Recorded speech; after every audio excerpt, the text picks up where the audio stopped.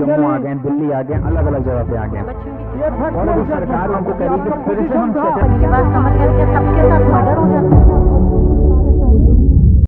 Under this, Anwar Khan versus Mahinder Kumar Jugal Kishore Gupta and other 2004, the Honorable Supreme Court has said, समझना इस चीज को, honourable supreme court ने क्या कहा कि सेक्शन 6 से मुझे टाइटल का फर्क नहीं पड़ रहा है। सेक्शन 6 में I am not concern about title, I am not concern about possessive title और ownership title.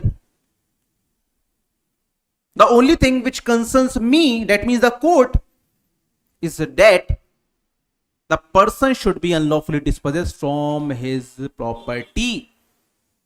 From his property. Without his consent. And even without following the due course of law. Now the question arose. And you have to give me the answer. A person who in that particular property, suppose he has taken that property unlawfully. आपकी property है, मेरी बात समझ ध्यान से समझना, ये property आपकी है, आप इस पे रह भी रहे हो, कोई आया आपने उसने आपको डिस्पोजेस कर दिया, तो आपके पास सेक्शन 6 का रिलीफ है, ठीक है। अब क्या हुआ, फॉर 10 डेज वो इस प्रॉपर्टी पे रहा, 10 डेज तक रहा।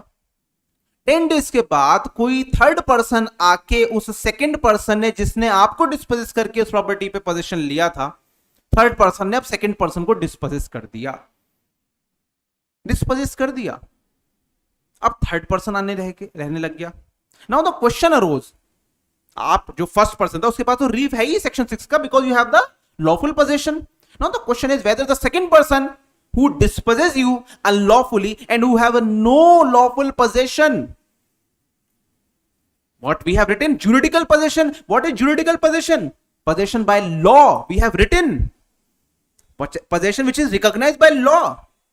So your possession is recognized by law, but the second person's possession is not recognized by law because he have no paper and he have dispossessed you unlawfully. Now the question arose whether the second person can also take the recourse of section 6. Answer is raise your voice. Answer is no. Exactly.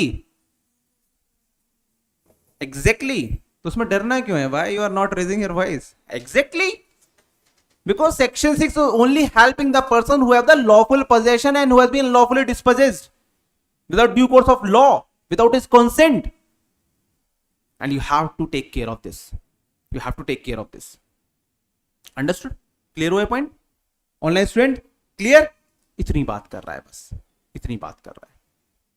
तो इस judgement में क्या बोला है कि title से फर्क नहीं पड़ेगा, 3 चीजों से फर्क पड़ेगा। क्या? लॉफुल पोजेशन, अनलॉफुली डिस्पोजेस हो गया, इमूवेबल प्रॉपर्टी से हो गया, without following due course of law हो गया।